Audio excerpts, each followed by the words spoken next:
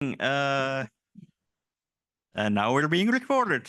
Good morning. Welcome to our session, Uniting Streams. My name is Tom Dyer. I'm from Antea Group. I will not give much introduction because I will ask my colleague Alexander to join me on the stage and introduce the session so we can get started. Thank you.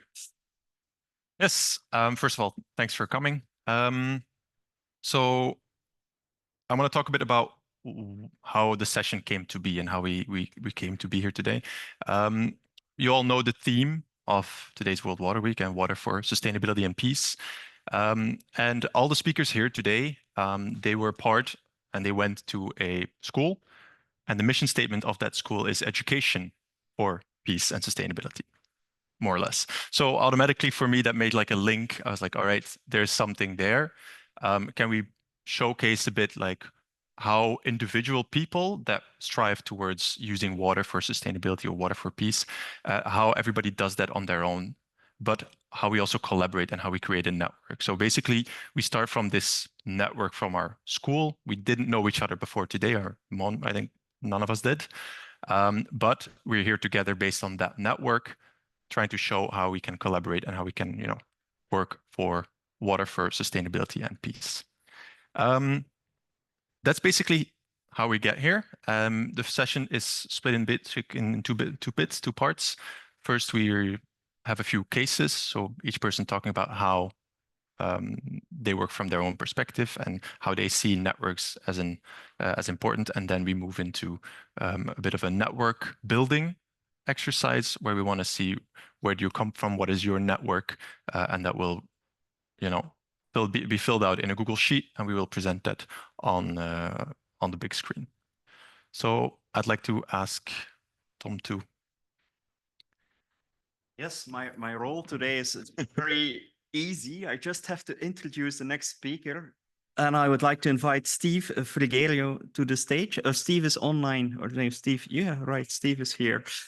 Steve, please present yourself and share your story with us. Thank you. Clicker.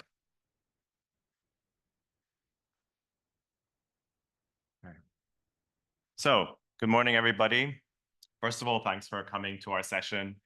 My name is Stephen Frigerio, and today I want to talk about, I have to go closer, great. I'd like to talk about my presentation today, which is also based on diversity, and really about the importance of networks, but different perspectives, especially in solving today's water crises and water security, and really focus on how academic research and innovation is key, but based on partnerships and networking building. I'd like to start off my presentation with two images, and I'd like to ask your opinion and your perspective and what you see in those two images. Well, on the left-hand side, you have an image of a water tower, and on the right-hand side, you have a water stream. Both of them are images of water. But on the left, the water tower is in isolation. It's basically isolated from all the different aspects and environments around it, whilst the stream on the right-hand side is essentially interconnected, merging one stream with the other.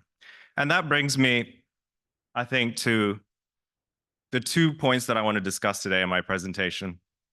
Firstly, that partnerships are extremely important, especially in academia and research, and because we need partnerships in order to scale innovation into commercial use for water security. And the second is about water. Water is not exclusively water, but should be seen holistically. And I'd like to also discuss about the water energy nexus and how we need to look at that for water sustainability and water security. Just to give you a bit of an introduction to myself, I am a founder of Hive Ventures with my business partner, Green Hinchcliffe, from CJH Multisourcing. We work both in innovation and technology and technical assistance. And essentially, our role in our organization is really to scale innovation that's happening at lab level and bringing it to the market. So we work a lot with universities, but early stage startups to try and bring their technologies to the market. But we work focusedly and exclusively on sustainability. So we're working specifically on aspects related to renewable energies, climate change, environment technologies, biodiversity. And today I want to talk about one of the two projects actually that we're working on in water. And I'd like to start off with the first concept with renewable energies and what we think about water. So when we think about water for energy, well, water for energy is hydropower. And hydropower is extremely important for generating renewable energy because it's one of the low powers or one of the low carbon power sources in the world today.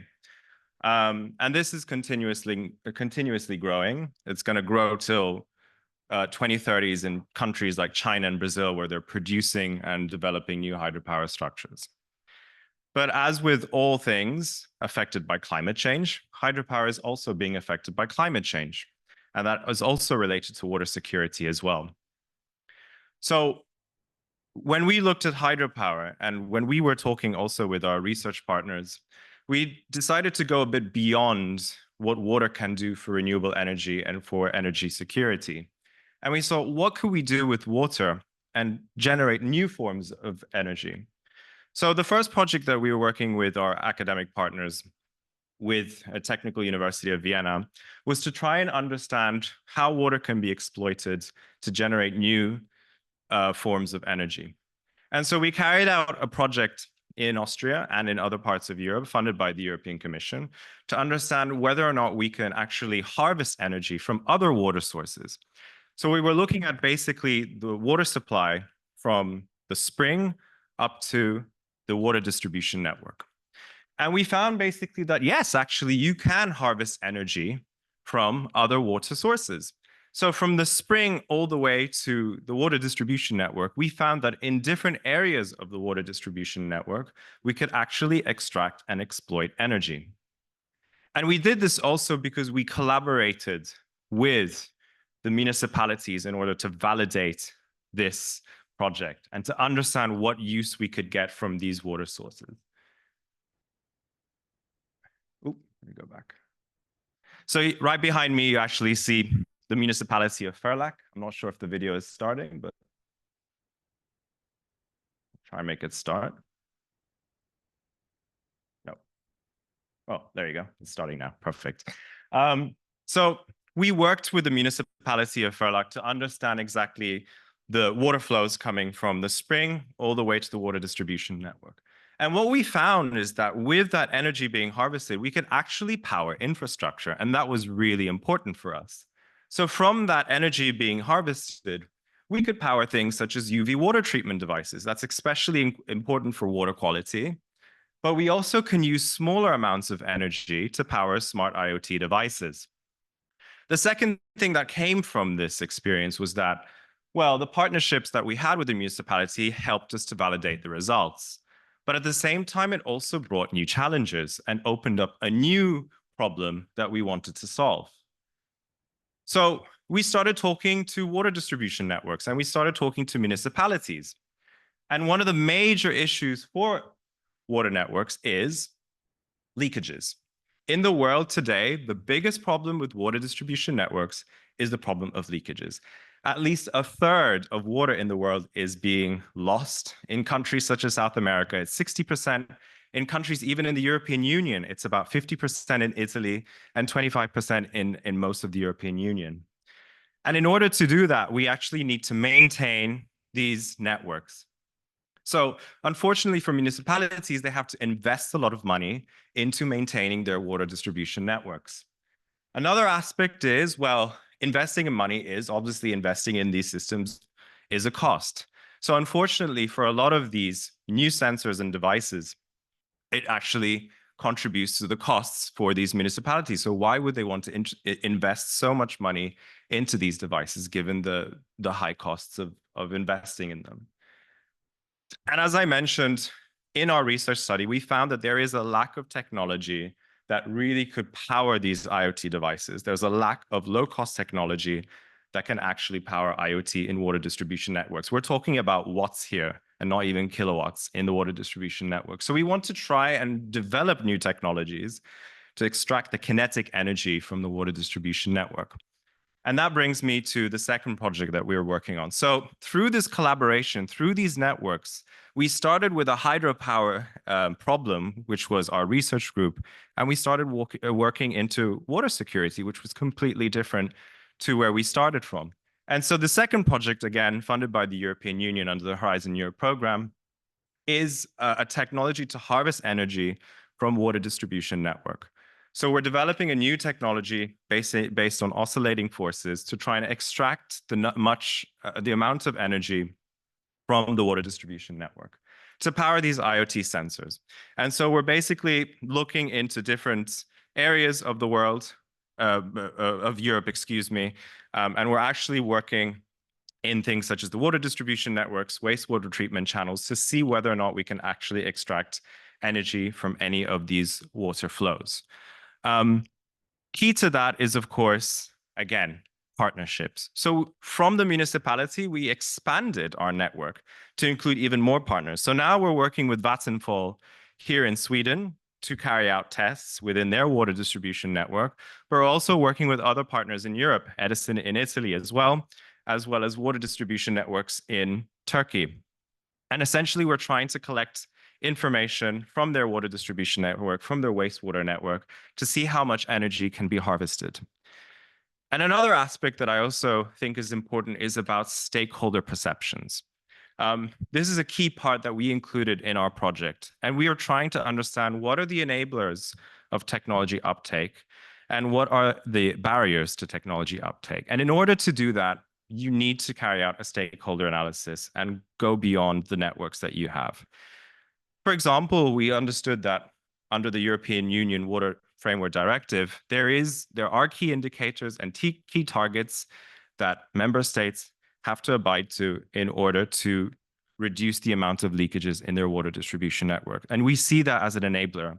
But potential barriers, and that is talking to sensor providers, municipalities, are the costs involved in scaling up this technology. So we need to really look at different networks, different stakeholders to validate some of the technical solutions that we're having and that we're producing. And this brings me to one of the first conclusions, is the water energy nexus. We can't see water separately, and we can't see energy separately either. Water and energy are essentially two important components that support each other for helping us combat climate change, but also the water security crisis. Because water essentially helps us power infrastructure and helps us achieve net neutrality.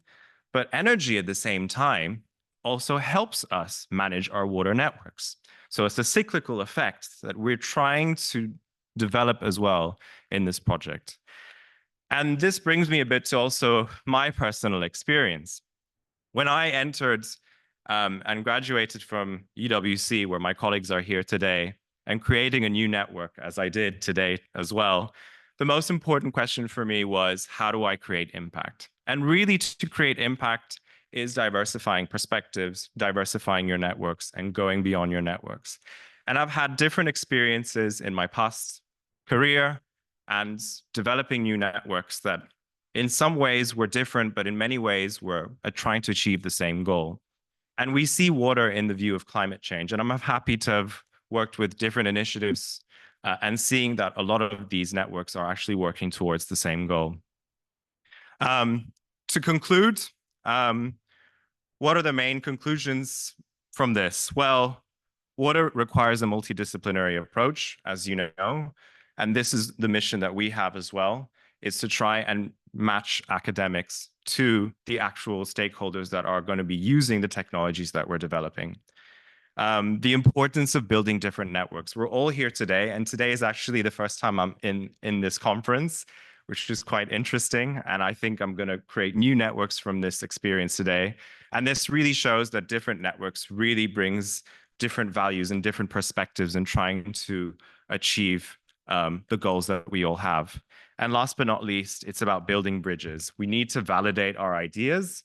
with our networks, but it can also open up new ones. And that's the experience that we had with the project that brought us to water, energy, nexus, and to solving the problems. And that's led me here today with everyone here. So thank you for your attention. And just the last picture here is just the all of our project partners, and I'm happy to have shared this experience with you. Thank you very much.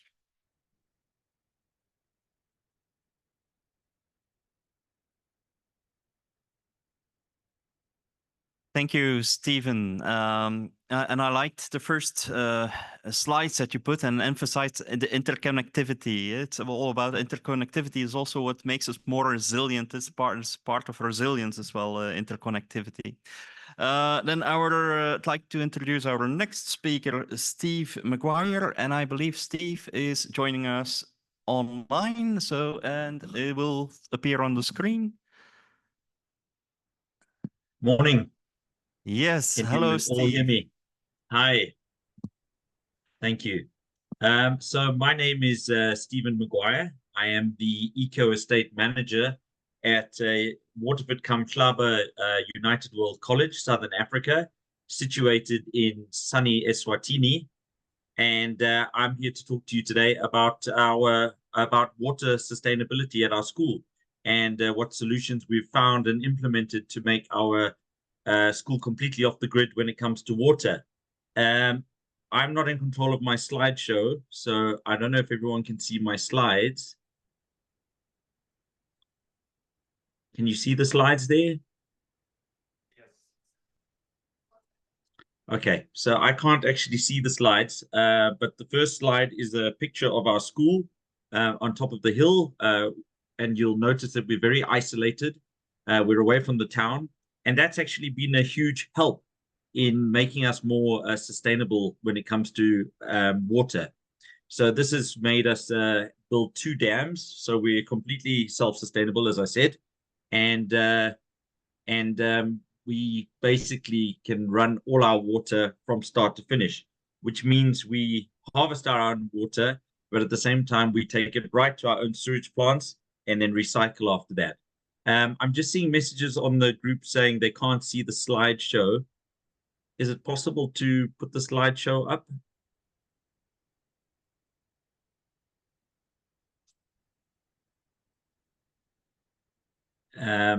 Okay, I think maybe I should just carry on and hopefully the slides will catch up with us. So my first slide is a picture of our storage dam.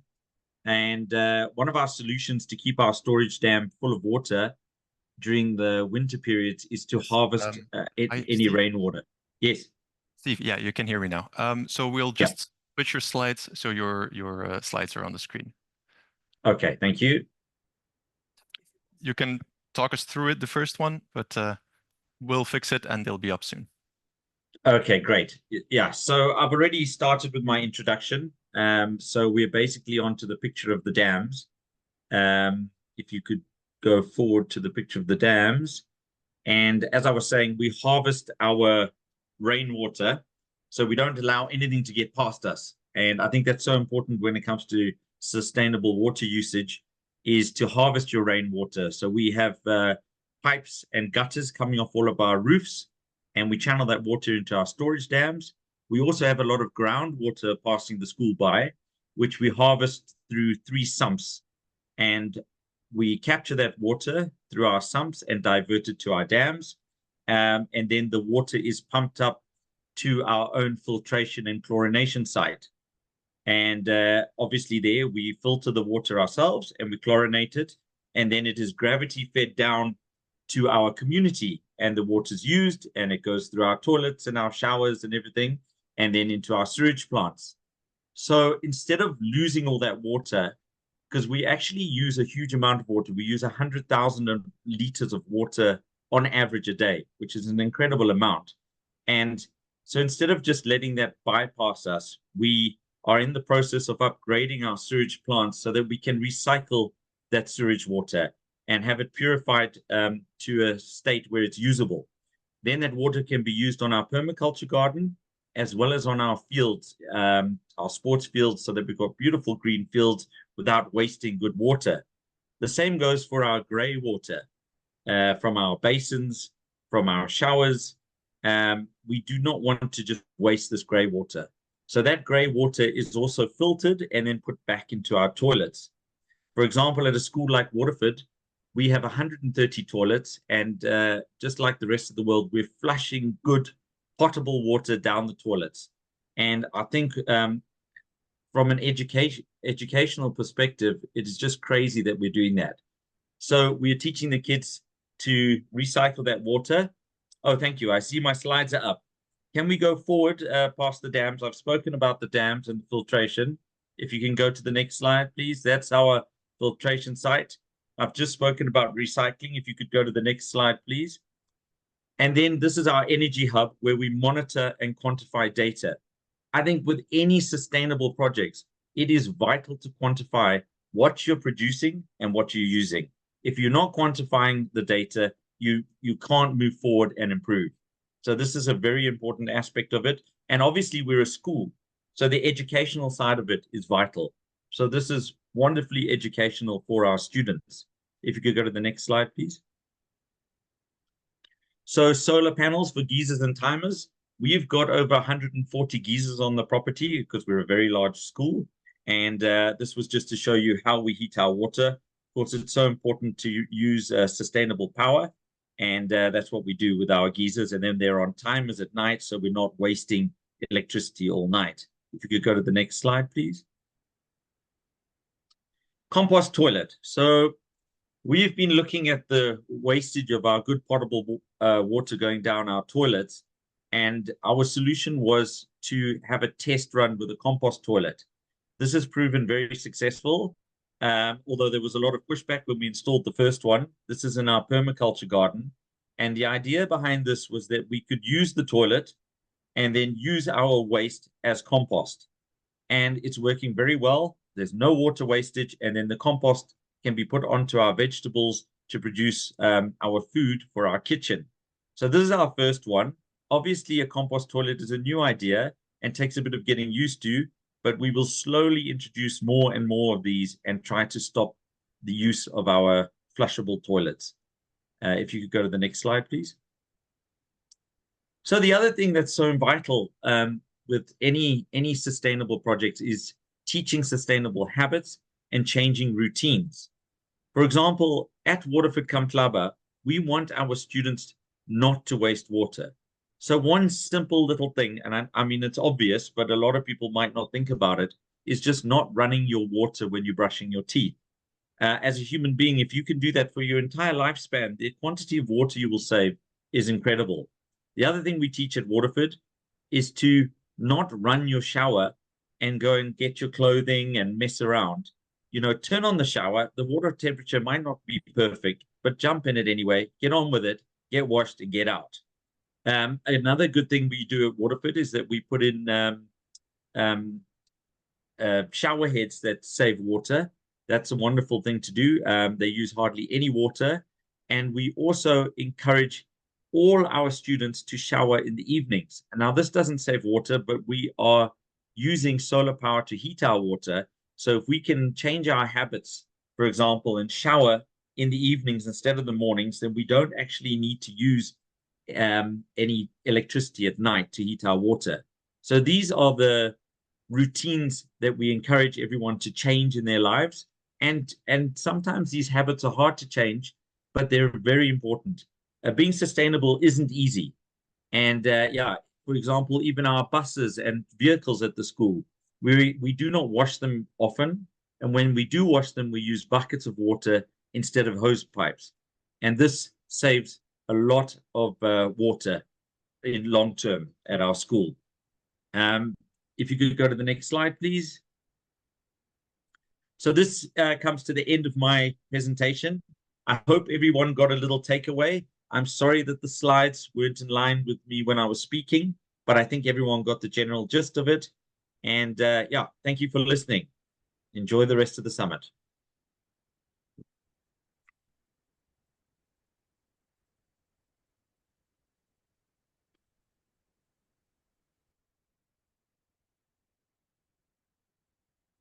Thank you, Steve, for the inspiring example of how the school is managing its water, but also somehow is connecting with the community around this.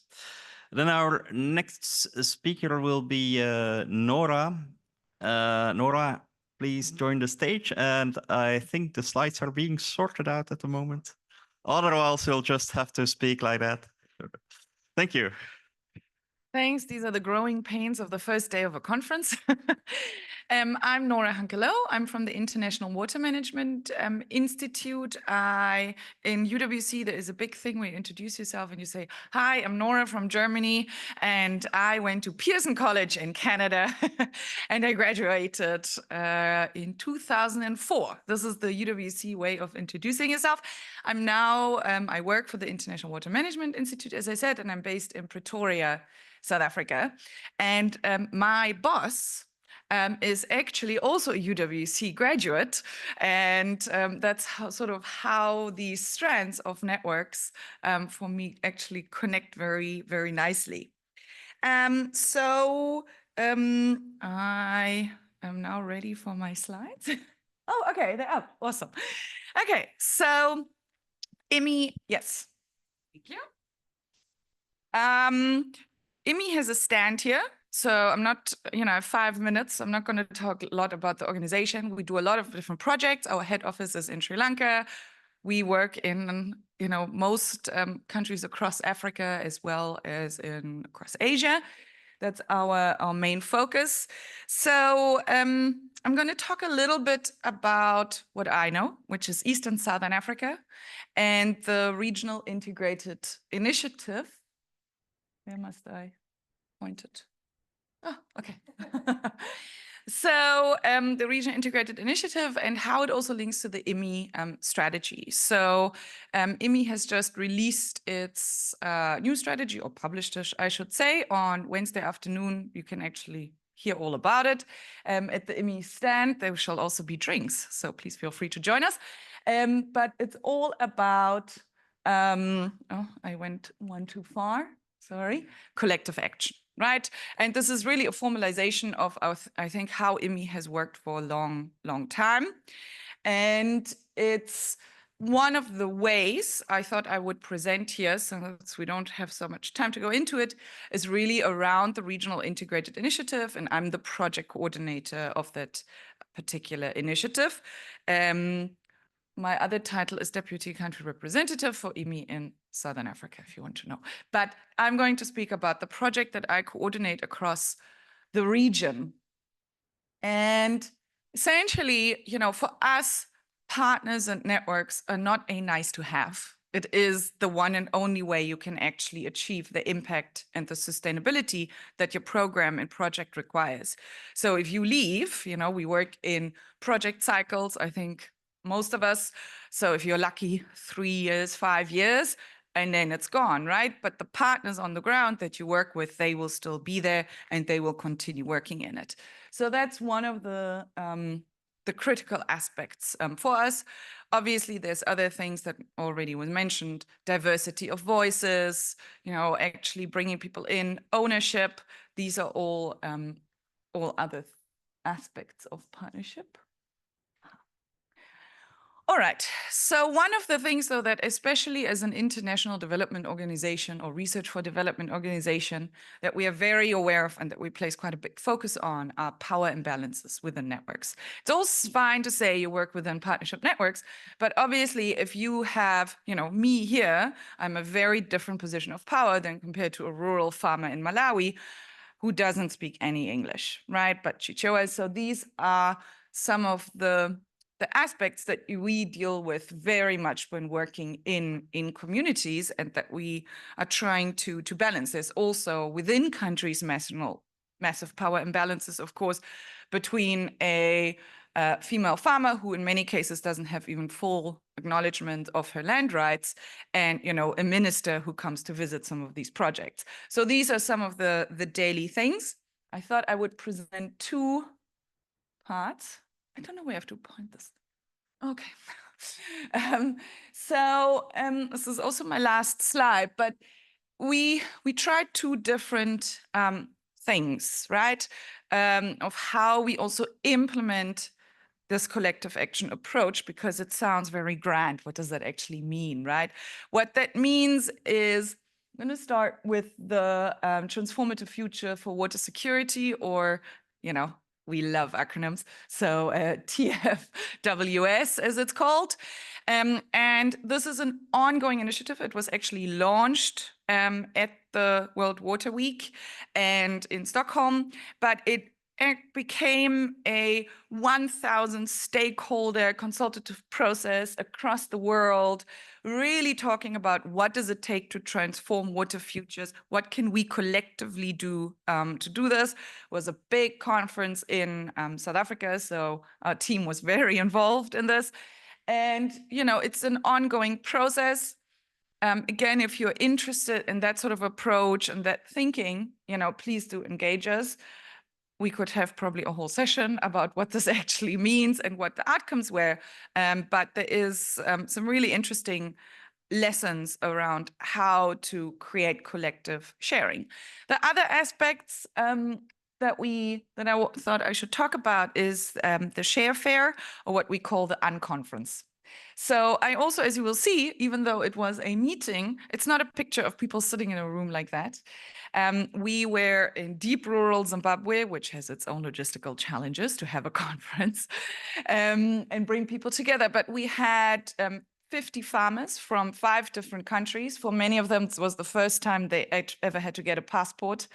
Really life-changing. And it was about bringing them into the center, right? So not us talking about farmers, but really having the farmers talk to each other, as well as some of us. We were not so many in the room, actually. And the day one was actually in the field. So that you turn it around, normal conference proceeding, you have conference, and then, on the side, you sort of have like a tour of a world water treatment plant. That's my experience. So we started really in the field. And just to point out, those maize are half the size of what they should be this time of season, because in case you're not aware, major drought in Zimbabwe at the moment. So really, it was quite scary to be there, and the stories and how the farmers were feeling. And these events always strengthen why we do these things. So such a reminder. But it was so PowerPoints were absolutely forbidden. It was a really different way to run an event and engage with each other. There was a lot of translation and whispering in the room. The room was never quiet like this. So these were some of the things of how we think about partnerships and how we try to bring different voices to the fore and also give spaces to share with each other. Thank you so much.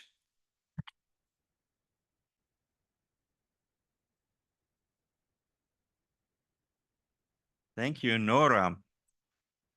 Collective action is a theme that we're certainly going to hear more of in the next days as well. And it's absolutely necessary as well. And a nice, inspiring example. I was thinking maybe next time we should have this session in a park or somewhere outside, but maybe slightly more difficult to follow for the people online. So for now, let's continue here in the room. And I would like to invite Jose to join me on the stage and share your story with us.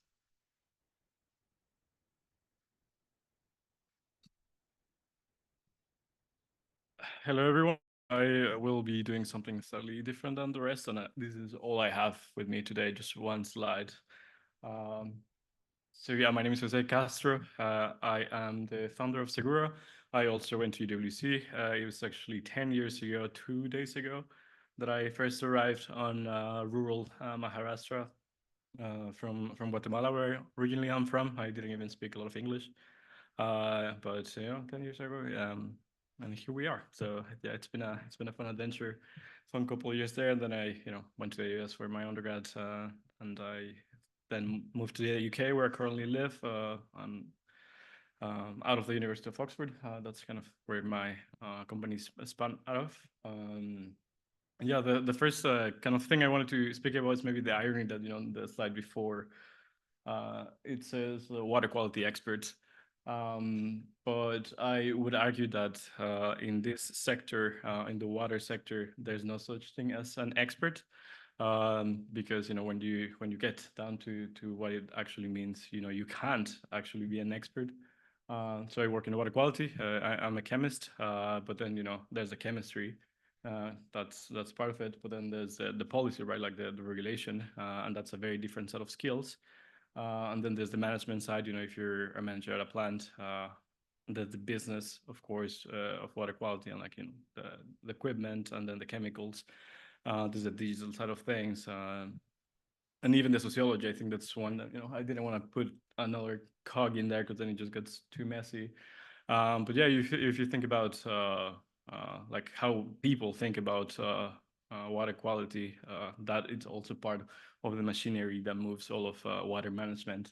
So yeah, I do not like exactly when people say water expert, because there's a big chance that they will immediately say something that an expert on their niche will disagree with. So I think specialist maybe is a more honest title. But yeah, so now I guess I will speak of my actual work, which is this, but applied in real life. And it's actually this thing that I'm holding in my hand. So this is the work that my company, Segura, works on. This is well, we used to work on it, and now our prototype doesn't exist anymore. This is a glucometer, the ones that you pinch your finger, you test the blood, and then you get a number. So we took that same technology and we translated it for water testing. So yeah, you plug in the little device and you get the app. It might be a Elon Musk moment, and it might crash. Oh, there you go. It worked. It worked. So I can show you more closely if you want later, if you're interested in seeing it. But yeah, that's what we're working on. It's fast. A test for heavy metals, for example, takes 3 minutes.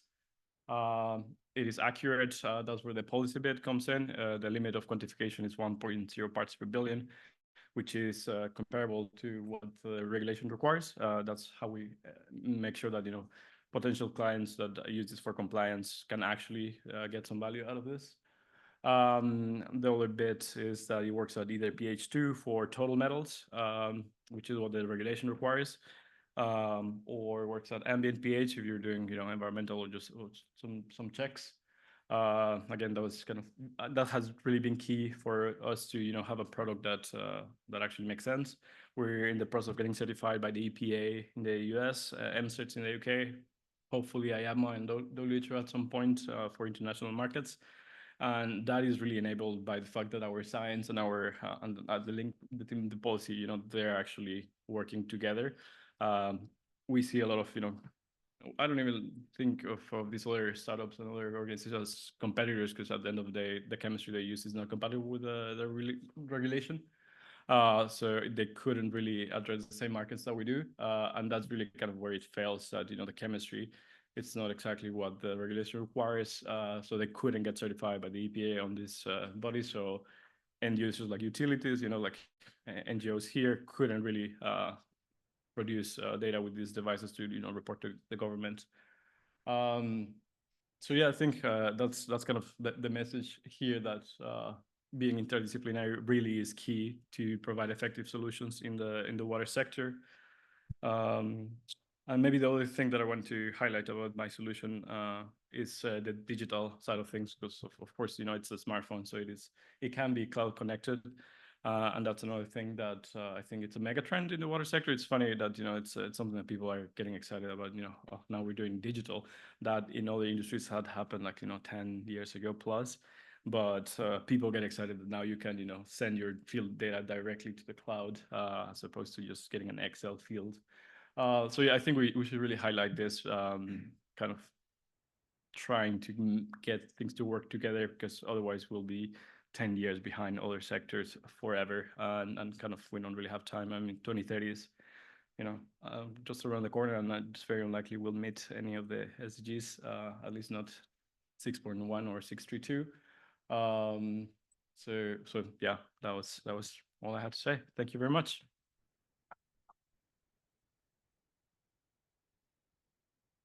Thank you, Jose. Connecting policy management and science and digitalization is also connectivity, connecting us all in many different ways in data. And so, Alexander, you're next up on the stage, please.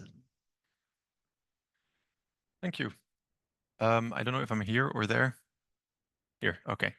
So as you see, Christian was actually first in line, but we were struggling with the slides, so he'll go after me, actually. I'll talk a bit, and we've heard about the different perspectives a bit. For me, I'll try to represent a little bit the private sector. I work for a private sector consultancy firm. So I'm a project manager at Antea Group on integrated water resources management and climate adaptation. So I also went to UWC, right? So if I look at my personal network, I have the UWC network. I graduated from Wageningen University. After that, I did a young expert program, and currently I'm working at Antea Group as a project manager. I'm also a member of Join for Water, which is a Belgian NGO. And so basically, if you look at the main organizations where I find relations and community, it's these 5. But for now, I'll kind of focus from the private sector perspective and look a bit at the position of where we stand when we want to collaborate and when we want to work together with other people, other businesses. We're a consultancy firm, engineering firm. We don't do B2C. We don't work with private clients. So we do either business, government, or what I call now development agencies. Let's think about UN organizations or development banks, for example. For each of these, I have a small case about how we approach this and how we try to partner with each of you. When you look at private sector, on the one hand, we look at water stewardship.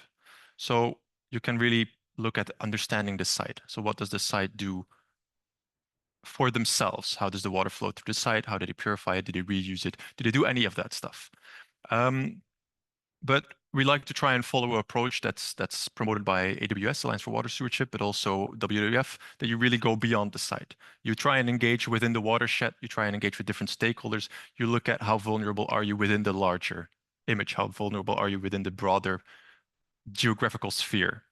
And so you really look at, in that sense, is in supply reliability, the quality of the water, is the site impacted by any types of climate impacts as drought or flooding? So we really look at, we zoom into the site and then we zoom out and we look at what is the impact of the site on the watershed, and what is the impact of the watershed on the site. So that's basically how we try to work with private sector clients and try to engage into a partnership. Obviously, if it's a first-time project, that's not as easy than more a service provider. The longer you work together, the better the relationship, the more you start to work on a partnership level, and you really get to, make decisions together in how to go forward.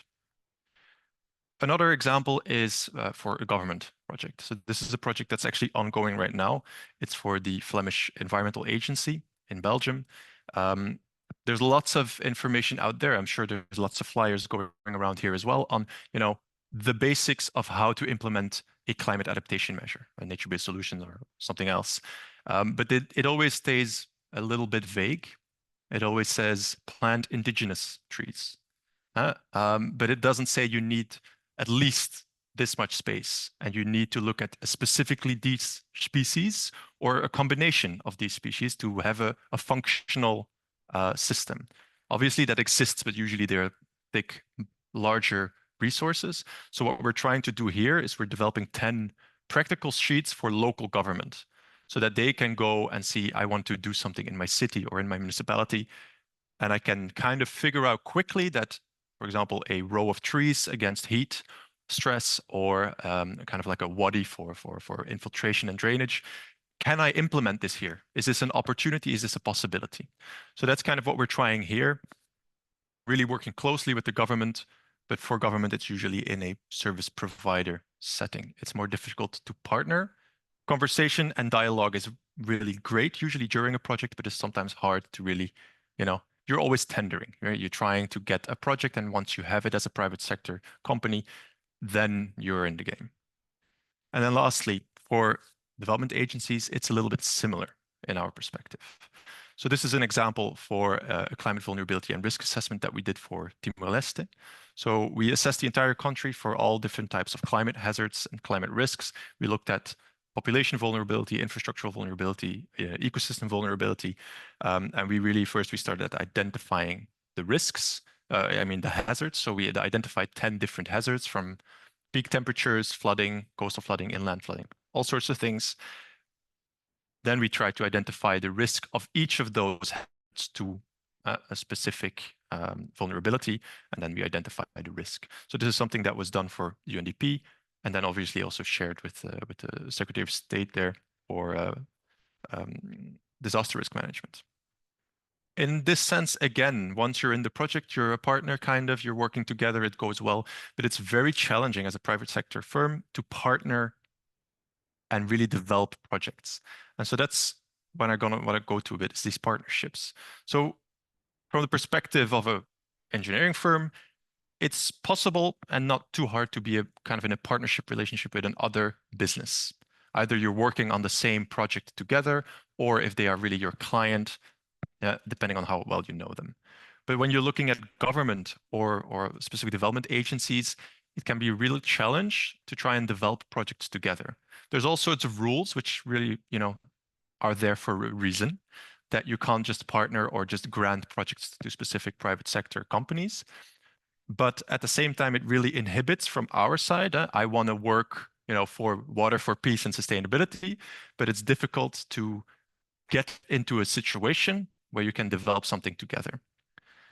So if I have one kind of small call to action today, it's that we can try to increase that a bit and see how easy and how can we make it more easy to partner with a government or with a development agency to develop projects together, also with the private sector, and not with, the governments in between or with non-for-profits. Thank you.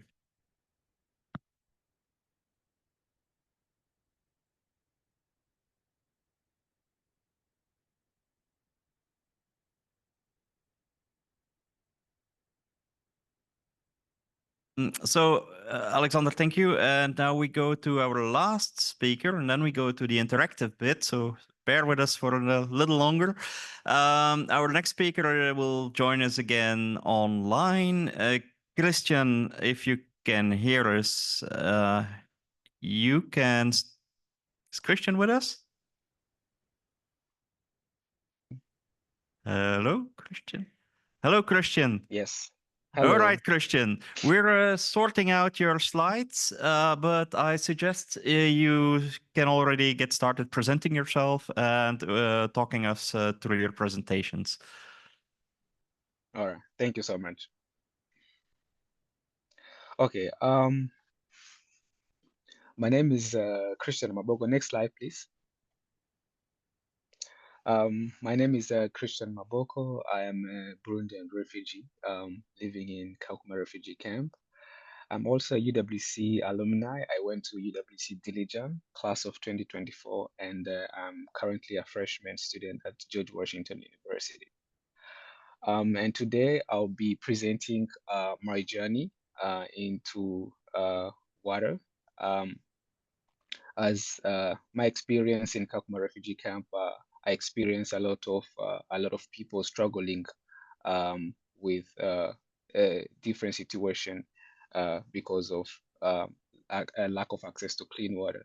And this summer, I have been working throughout the country with different communities and organizations to bring a solution to this challenge. So a bit of context, Kakuma refugee camp is located in northern West Kenya. It's a semi-arid it's a semi-arid region, and persistent drought make cultivating of land extremely very difficult. And scarce drinking water and agricultural difficulty make a daily life more even challenging. So living in Kakuma refugee camp for 10 years, I experienced a first-hand harsh reality of climate change and its impact on refugees. given that people flee their home countries, arrive in Kakuma every year, and we have a population of around 280,000 people living in the camp. So access to clean water is very profound for the development of the people in the camp. However, due to current climate situation, especially in the Horn of Africa, Kakuma also has been affected by the climate issue, leading to a water scarcity.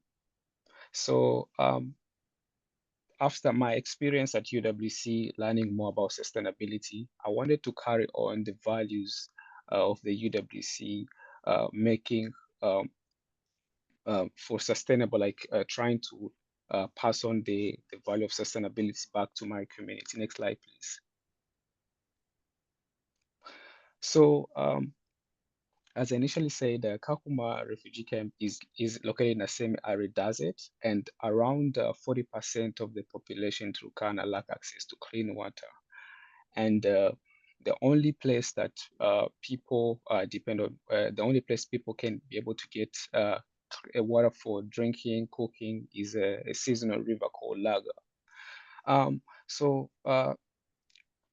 refugees living in the camp have get support from different organizations who provide water, but for the host community, they do not have any water points. So you find that every day, people from the host community march into the to the refugee camp to go and seek water, and this has increased the water conflicts and make the relationship between the host community and the refugee a little bit tougher, because even refugees in the camp, they do not have access to they do not have enough clean water. So I came up with a solution. Why not trying to find a solution to be able to mitigate this issue? Because most of the people or most of the host community, they're also pastoralists.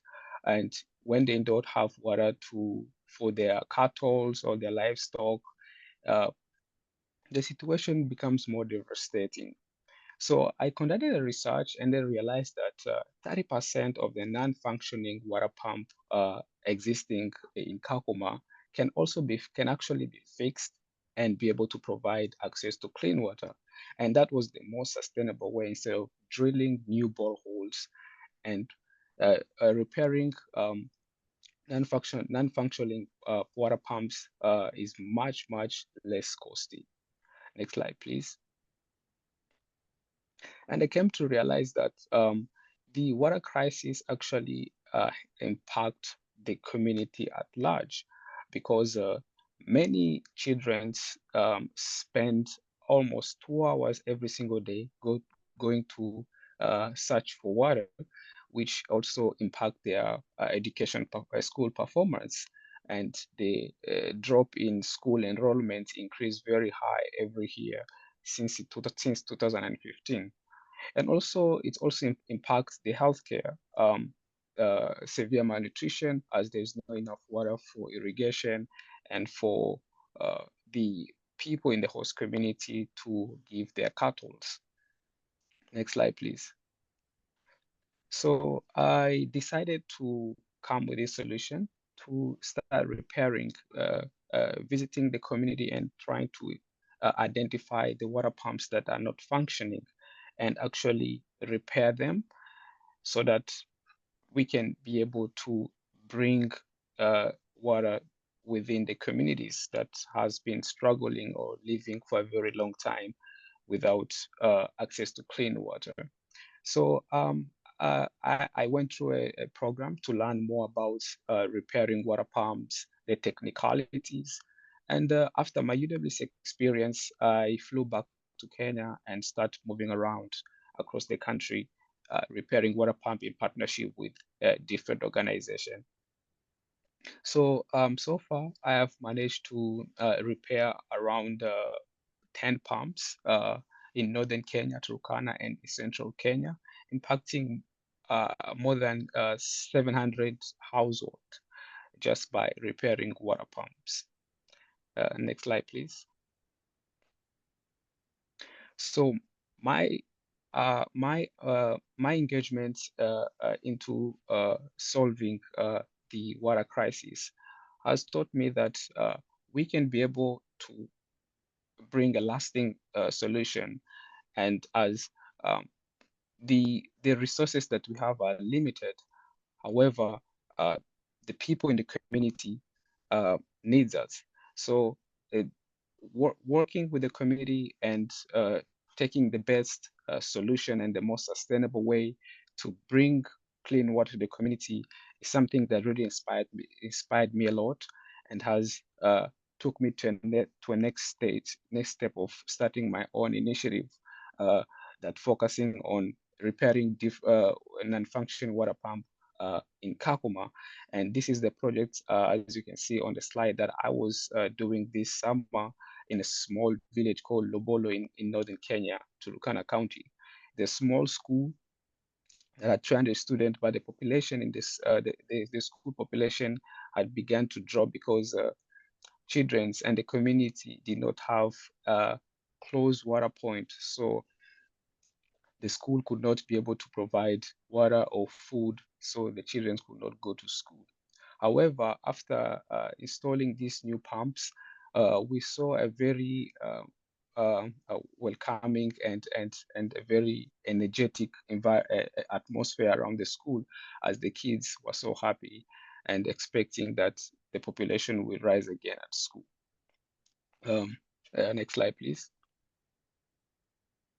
So my project aims at these projects contribute toward the progress of at least 3 of the 17 SDG goals, which is zero hungers, good healthcare, and clean water and sanitation. We believe that by bringing clean water within the community can engage in agriculture, and the people in the community will stop drinking dirty water, especially children's, which also will improve their health and their well-being. And also water and sanitation will increase. And these are the goals that you have been aiming to reduce water and hygiene related disease, and also increase the school attendance, and also reduce the incidence of conflict over water crisis or of water resources, as different pastoralists are now the people that live in the community that were able to bring clean water. They are no longer in conflict with those uh, with the people, like with those uh, with their neighbors who usually come to to their community for water. So water can be able to make a huge difference, and can be able to can also be able to mitigate conflicts like this.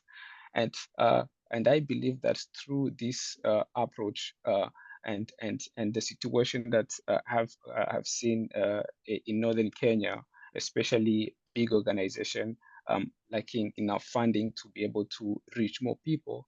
Um, this approach of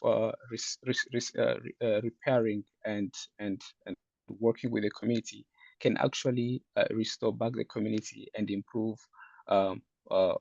water quality within different communities. Next slide, please. As much as global support is vital, we must also recognize the importance of working alongside and learning from refugee-led organization, because there are a lot of refugee-led organization in the camp that are trying to tackle the water crisis and other climate change issues. However, they lack the space and the opportunity to partner with outside institution.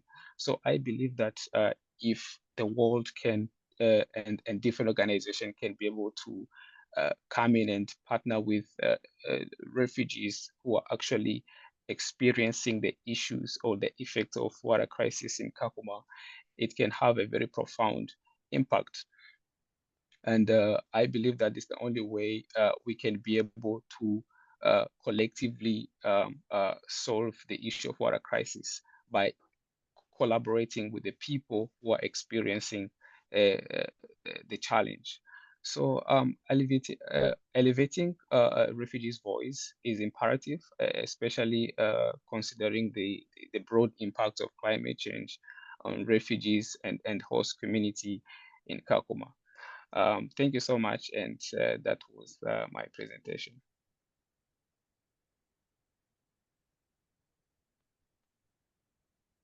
Thank you, Christian. A really great project. Congrats for that. And with this, like I said, we come to an end of this first part of the session, but don't run away yet, because now it's the active session where we need all your help. And to get us through this, I would like to invite both Alexander and Nora to join on the stage and explain us what you have in store for us. Thanks, Tom.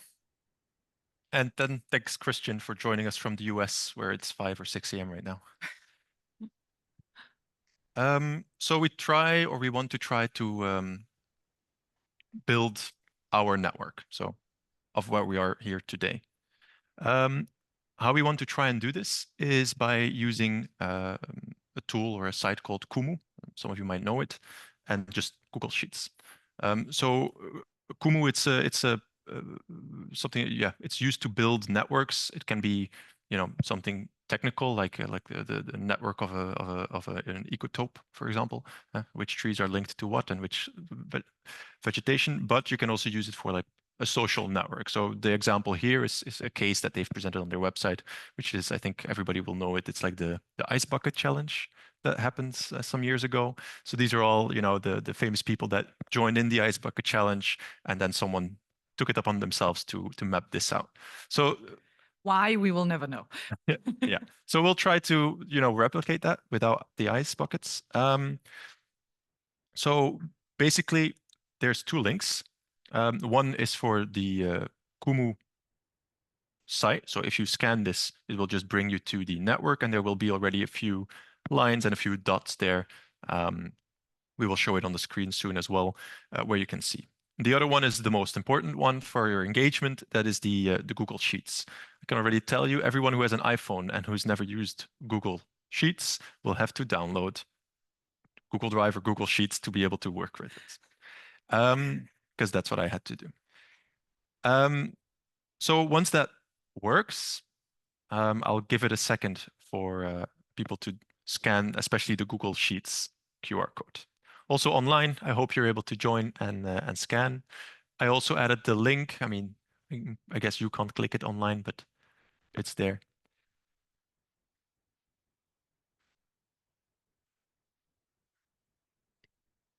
So the idea is that we give everyone maybe a few minutes to add some information.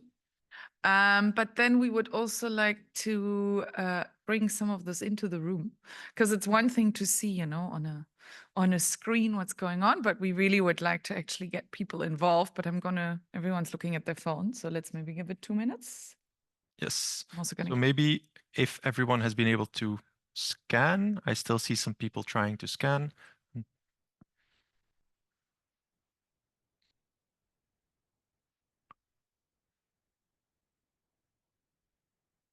I hope the Google link is editable, but it should be. I see some people in there, so that's great.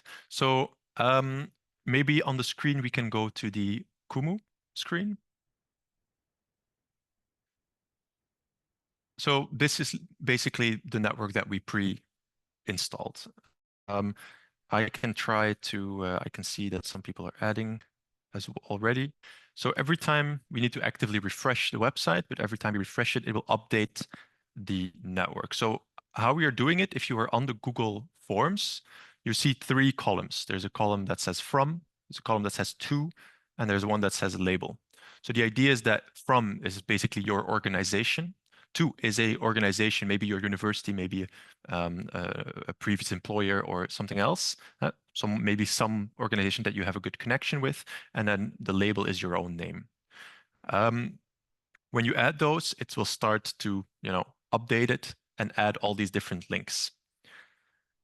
So what you see here is basically us. We are all linked to UWC. So if they would zoom in a little bit, then you can see like UWC is there in the middle. It's a bit of a bigger dot because there's more connections. Stephen is all by himself. Who's Stephen?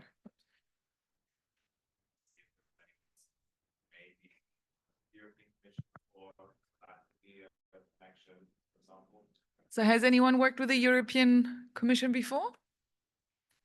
Yeah? Okay. And who do you work for now?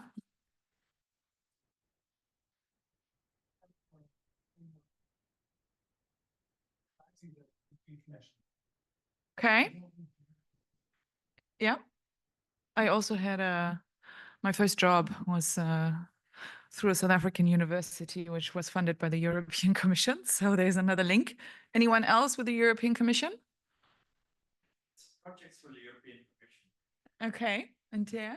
Althea, yeah. Yeah. Althea, we did some FP7 and then later Horizon projects. Mm. Together with EMI, by the way.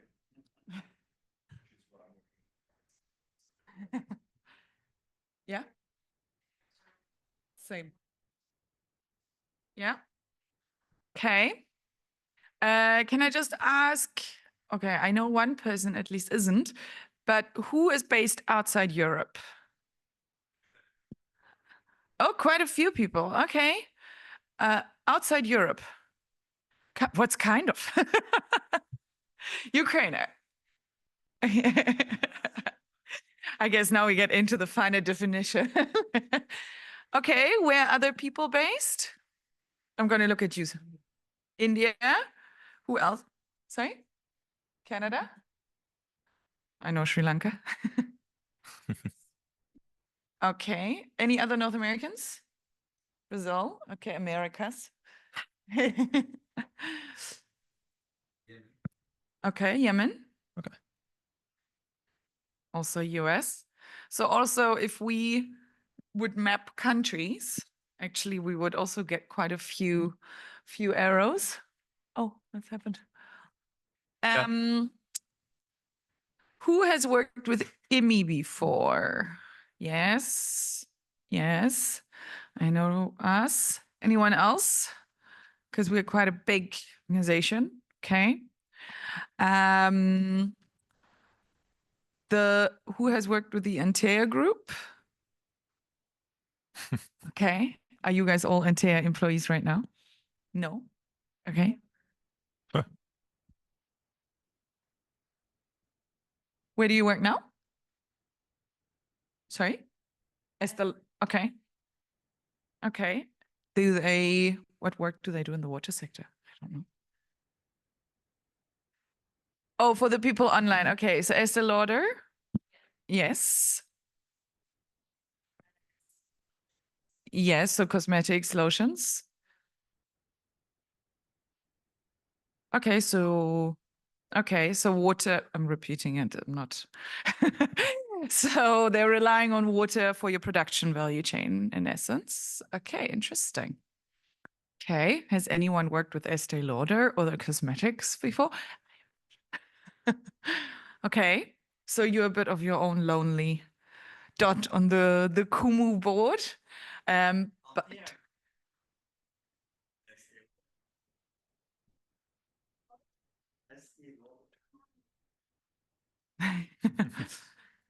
yeah, because I would think probably private consultancy companies would be your.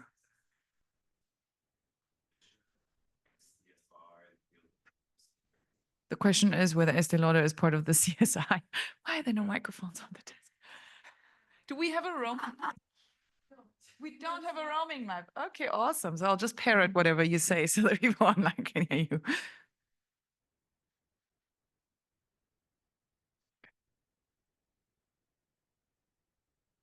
Okay, so you don't have water stewardship programs, stuff like that? Yes, okay. Okay, interesting. Okay, so the Ukrainian delegation, who do you work for? UNICEF. Okay, UNICEF. I'm sure maybe quite a few people have worked with UNICEF before. Oh, it's moving. Nice. No one else has worked with UNICEF before? You have worked? Okay, the colleague from Yemen. Okay. Rodrigo. Okay, very interesting. So who hasn't created a connection with other people in the room? You've been very quiet, sir. No, I'm looking at you. Did you? Yes, you. So I work at the Institute, and I'm our liaison to the UN Global Compact.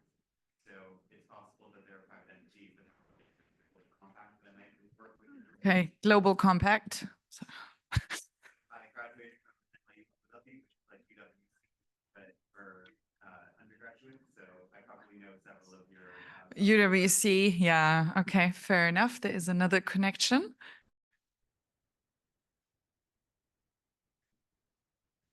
Which university do you go to? That's also always a big network.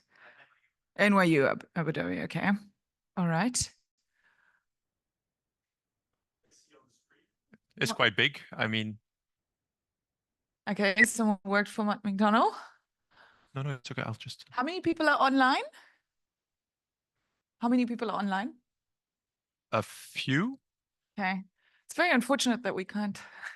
I think there are like 40 or 50. 40 or 50. Can we zoom out a bit so we can see them on the screen at least?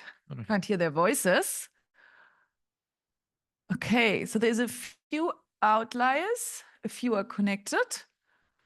I think Interesting. important to mention, which I didn't before, is in the Google Sheets, don't leave blank spaces in between the different ones. It's difficult when we're working together, but then otherwise it happens what it did before and it breaks. So if you add more, try to add it, below the other ones.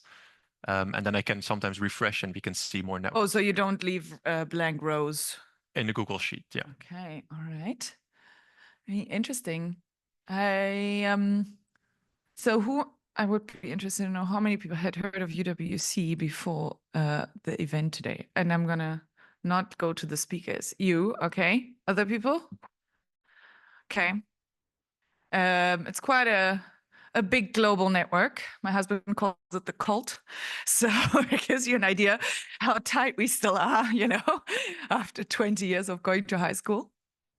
It's a big thing. Pacific Institute. Okay. UN Global Compact. So there's a little bit of Ian and a bit of a It's all Ian, but group. I mean, Yeah, so this is all Ian's. but I know, network. Tom, you've worked with Pacific Institute, so. All right, cool. Let's see if I refresh, if we get. More question. So I will also add my own and connect Nora to European Commission, as I said like there before. What other big organizations have we not mentioned that are really active in the SIWI? Oh goodness. Whereas apart from the fact that we are all here, has anyone worked with SIWI directly? Yeah, Jose? Anyone else? Yeah. Fair enough. There's a big connection. Hey, I always wanted to work for them. Aspirational, but I never have. Okay, I there's will change the view. slightly. So if I do this, then We should have gotten Kumu to sponsor our session. yes. The total oversight.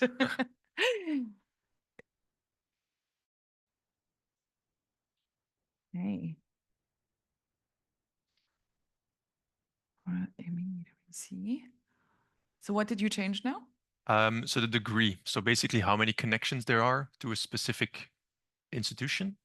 So as you've seen when we asked about Antea, like half of the room raised their hands. So that was the biggest dot right now. Yes. Obviously UWC is also, there's 4 or 5 connections.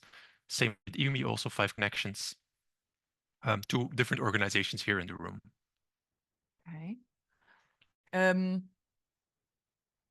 I would be curious how other people have, how many people have gotten a job through a network before? So not cold application, but somebody called you and said, hey, we have a job, we would like you to apply. Certainly me. Yeah. Okay. So for me, that's always the biggest thing with networks, right? If you have a big network, can really make a difference to your life and to your work. Because if you quickly need someone to jump into a conference session because one of your speakers has jumped off, it's like that difference between WhatsApping someone and saying, hey, are you available in half an hour, to not having anything that you can put on the table. Okay, it's shaping up super nicely.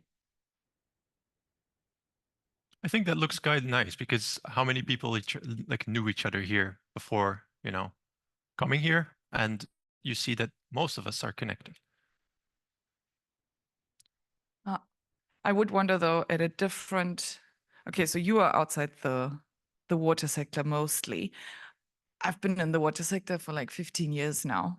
So I would think I'm like, this is like my space, right? My connection space. And I'm sure if I add, I'll be connected to, not the private sector though, must say, very outside the private sector. But like if we would do this for the whole conference, it would be really interesting actually to see the complex professional networks, I think. Be quite.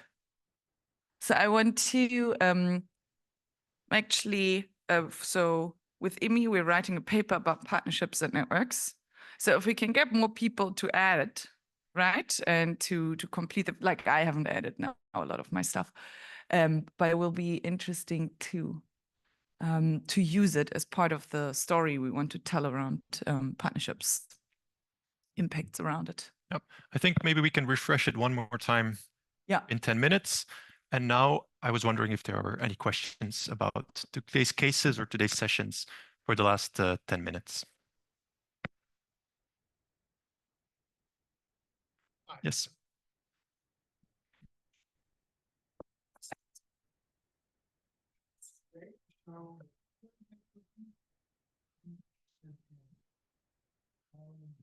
Use networks so that we don't reinvent the wheel. Right? There's so many organizations and a lot of great things that I've learned about what you're doing. All that needs to happen, and think globally and act locally requires everybody and at all sorts of levels. But how to avoid spending when you're starting a new investment or a new project.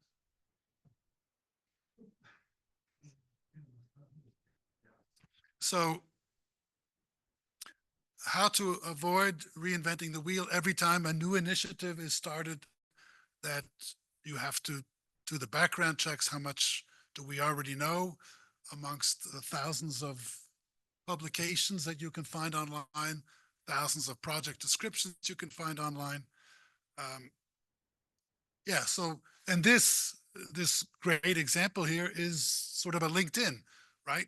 Which we've got, and I find extremely useful, although I did reach out to somebody today and we didn't know how we were connected, but we're both here.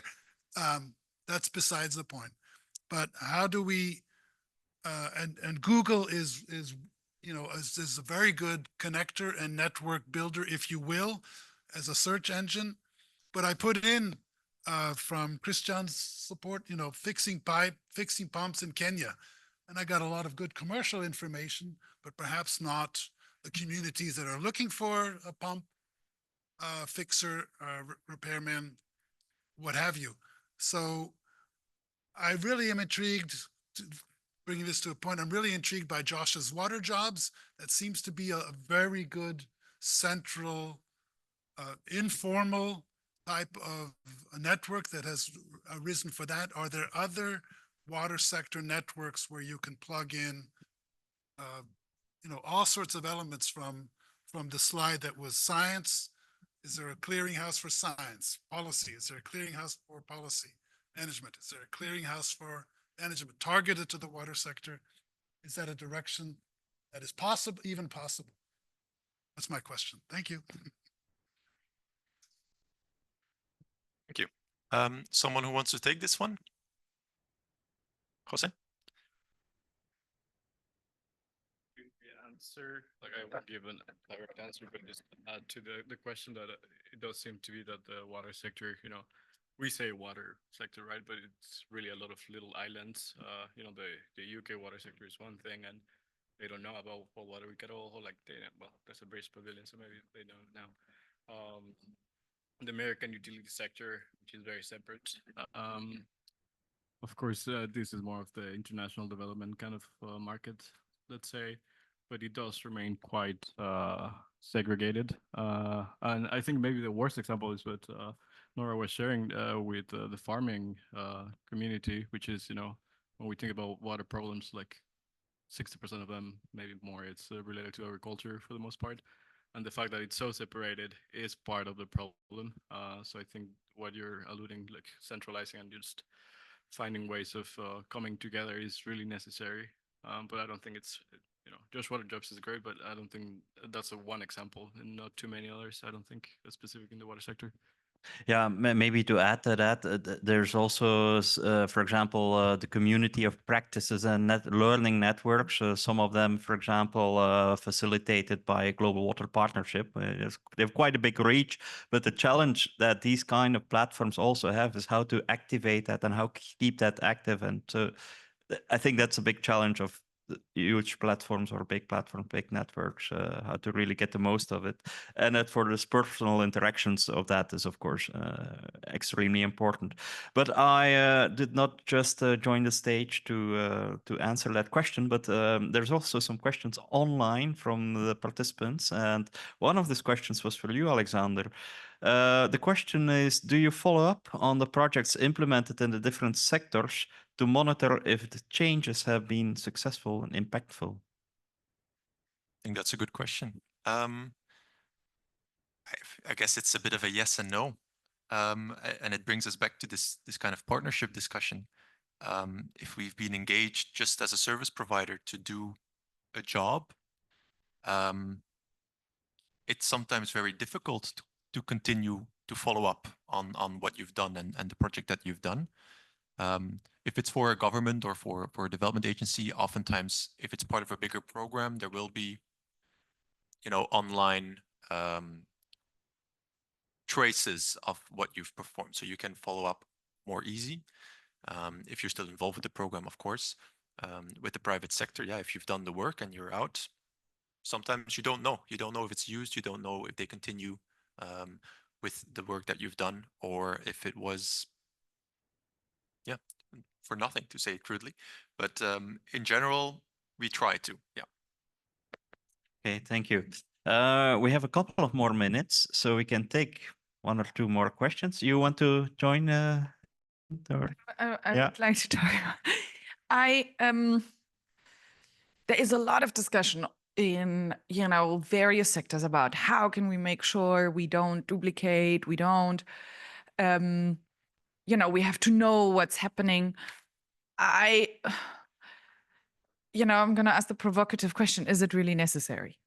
Yes, learning from others, obviously, right? That's why you also have people on teams normally that have 15, 20 years experience, or you pull a consultant who has been doing this to guide the project inception.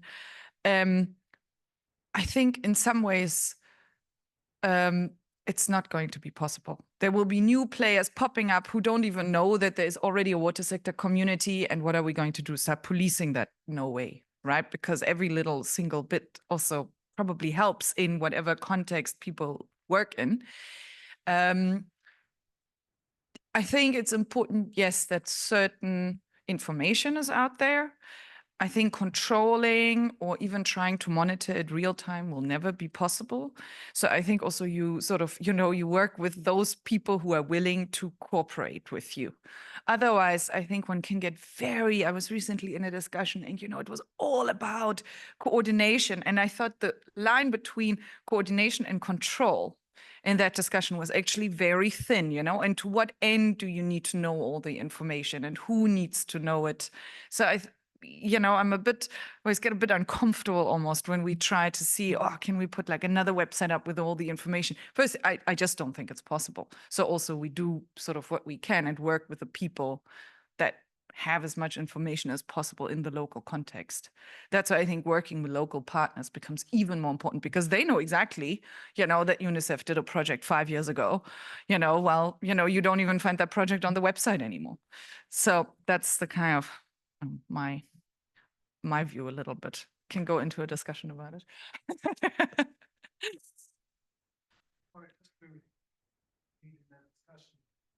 Can you use the non-roaming mic? Thanks. Just to continue that line of thought, my prior comment was not focused on control. My prior comment was focused on access. How do you access information? You may be a farmer in some drought-stricken area and you say, I've got the internet. How do I find information that's accessible to my situation? And then in the best of worlds, you would have an option to find that. Maybe you already have it with Google, etc. But that's the point, is to have the information that's already been developed, data gathered, experience gained, lessons learned, accessible to someone that needs it. Thank you. All right, I think with this, we're nearing the end of the session, which leaves me, I think, only to thank the speakers. I'm looking at Alexander. Is there some final words? Yep. So I refreshed for the final time our network that we created today.